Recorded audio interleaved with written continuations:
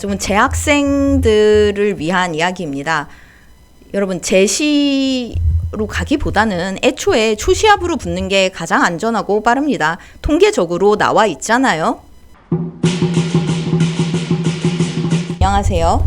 오늘은 징비록 시리즈 마지막 영상을 시작해 보도록 하겠습니다.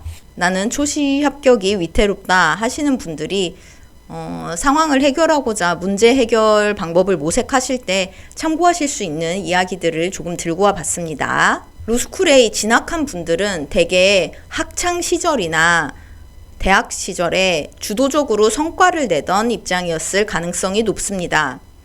그렇기 때문에 유사한 친구들이 모인 집단에서 퍼포먼스가 하위권이라는 낯선 위치에 놓이게 되면 이것이 굉장히 생소하고 생존의 위협으로 느끼게 돼서 현상 타파 욕구에 직면하게 됩니다. 우리의 뇌는 아직 현대사회에 적응되지 않았기 때문에 석기 시대의 뇌와 크게 다르지 않다고 합니다. 이런 환경적 압박을 생존의 위협으로 인식한 뇌는 투쟁 또는 도피 둘 중에 하나를 반드시 선택하게 만듭니다. 생존 모드가 켜지면 신체는 즉각적인 방어 태세를 갖추지만 수험의 필수적인 인지 능력, 기억력, 집중력은 급격히 하락합니다. 과도한 불안이 오히려 학습 효율을 떨어뜨리는 원인입니다. 이렇게 생존의 위협을 느꼈을 때 우리의 이성적인 로스쿨생들은 무리에 속해 있으려고 합니다. 인간이 아직 자연계의 연약한 존재였을 때 단체에 속하고 무리에 붙어 있는 것이 생존율을 훨씬 더 높여주었기 때문입니다. 특히나 인터넷에서는 고립되어 있는 하위권은 오탈 직행버스라는 글들이 자주 올라옵니다. 이거는 임상적으로 상당히 위험한 행동인 것은 맞습니다. 하지만 본인 앞에 펼쳐진 환경을 정확하게 인식하고 기대치를 조정하지 않으면 학교 생활이 변시 합격률 상승에 기대만큼 기여하지 못할 수도 있습니다. 두 가지 측면에서 고려해 주십사 부탁드립니다. 첫 번째, 로스쿨에서 같은 석기시대의 무리는 누구인가요? 여러분과 똑같이 성취 욕구가 크고 초시합을 하고자 하고 모두 똑똑한 동기들이 모여있는 집단에서 자신의 지위와 변시 합격에 대한 불안감이 큰 사람들입니다.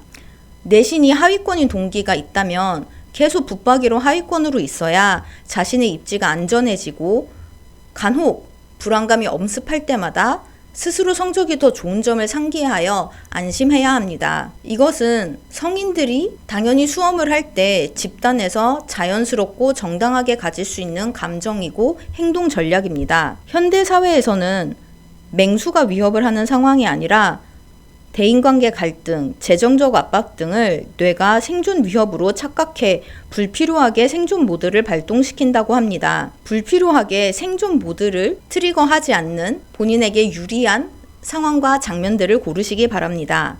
두 번째로 교수님들께서는 사범대를 나와 교육자로서 전문 교육을 받으신 분들이 아닙니다.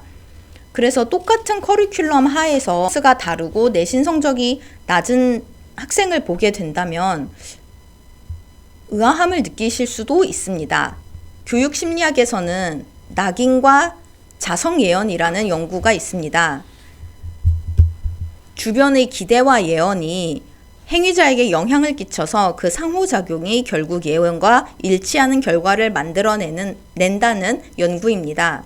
그 교육적 작동 원리가 연구 조사는 비록 오래전에 초중등 교육 과정에서 행해졌지만 로스쿨에도 유사한 상호작용 장면이 충분히 있을 수 있습니다. 다행히 우리는 성인이고 성인들이 모여서 변호사 시험을 준비하는 곳입니다. 스스로 판단하여 자신이 내신 성적이 하위권이라면 본인에게 유리하고 도움이 되는 상황과 장면들을 선택하시기 바랍니다. 지난 영상에서도 말씀드렸지만 수험의 시작과 끝은 정서적 안정입니다. 모든 로스쿨생이 그렇겠지만 다들 공부를 잘하고 상위권이었던 학생들이 리트 성적도 잘 받고 요즘 로스쿨 입학도 굉장히 어렵다고 하는데 그 경쟁을 뚫고 합격한 친구들입니다.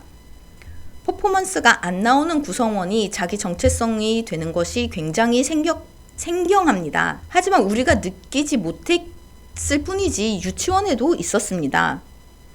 현실 타파해야 한다는 문제 해결 전략에 대하여 현실적인 기대를 갖고 접근하셨으면 좋겠습니다.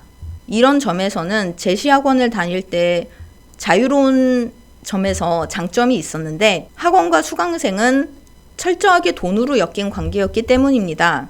그래서 깔끔한 면이 있었고 또 지금은 사시수석이나 대형 로펌 출신의 변호사님들도 계시지만 그건 최근의 소수의 일이고 사법고시 시절부터 베테랑 강사님들이 많으십니다. 수험 법학에 감을 못 잡고 있는 학생을 데려다가 합격을 시키겠다는 사명감으로 가르치고 계신 분들이 많습니다.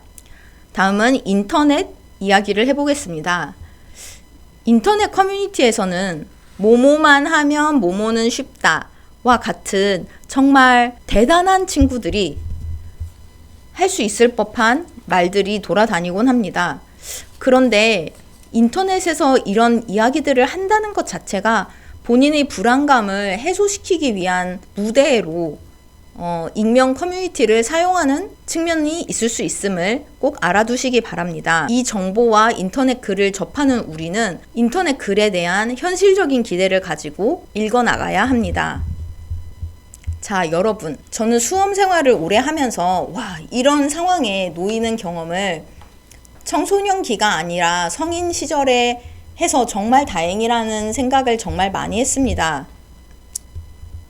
사실 제시학원에 애초에 안 가는 것이 가장 좋고 본인에게 필요한 것을 체리피킹 할 수 있고 변시 출제자이신 교수님들이 계시는 로스쿨에서 공부하다가 초시합하는 것이 압도적으로 가장 효율적이고 편안한 길입니다. 그렇지 않은 사람의 경우 무엇이 작용했을까? 임진왜란 때 전쟁 재상을 지내셨던 류성룡 선생님께서 지으신 책의 이름을 빌려서 제 나름 버전의 징비록을 이야기해 보았습니다. 영어로는 징비를 의역해서 이렇게 쓴다고 합니다. 그리고 이 책은 지난 잘못을 징계하여 후한을 경계한다의 줄임말이라고 해요. 그래서 후한을 경계하는데 여러분들이 저의 경험담을 통해서 누군가에게는 거울 치료와 유사한 효과가 있는 영상이었길 바랍니다. 자, 그럼 징비록 시리즈 상중하 한 번에 붙는 사람이 태반인데 당신은 왜 5번 만에 했나요? 에 대한 제 나름의 답변이었습니다. 부디 도움이 되었길 바랍니다. 다음 시간에 만나요. 안녕.